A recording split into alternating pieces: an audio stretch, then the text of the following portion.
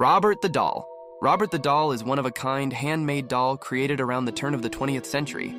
He was created by the Steiff Company around 1904 and gifted to a Key West boy by the name of Robert Eugene Otto, who developed an unusual relationship with the toy. Standing 40 inches tall and stuffed with wood wool known as Excelsior, Robert the Doll is dressed in a sailor suit that once belonged to Otto and once bore painted features not unlike those of a jester. His unusual size indicates he may have been fashioned in the image of his constant companion. The doll took Robert as his name, while the Otto simply went by Gene. Together, they would go on to make history. A boy and his doll Gene and Robert were best friends growing up.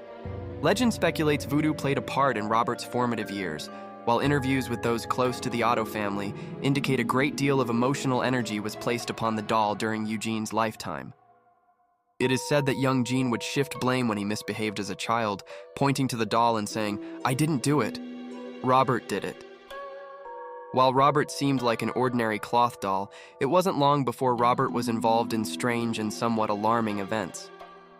It is not known how or why this child's toy could genuinely torment humans, but weird and inexplicable events happened to people surrounding Gene and the Otto family. Gene's parents often heard their son talking to the doll and getting a response back in a totally different voice.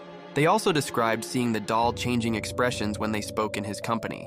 Robert continued to live with Gene throughout his lifetime, and after Gene's parents died, he moved his wife Anne into the home.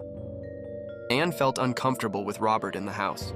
She demanded that Gene lock the doll up in the attic where he could do no harm. Gene consented to locking up the doll. Some believe that Robert was not happy with the new living arrangement. Soon, visitors to the artist house reported hearing footsteps in the attic and childish giggling. Neighborhood children described seeing Robert watching them from the attic window. Those same children gave accounts of the doll actually mocking them as they walked in front of the house.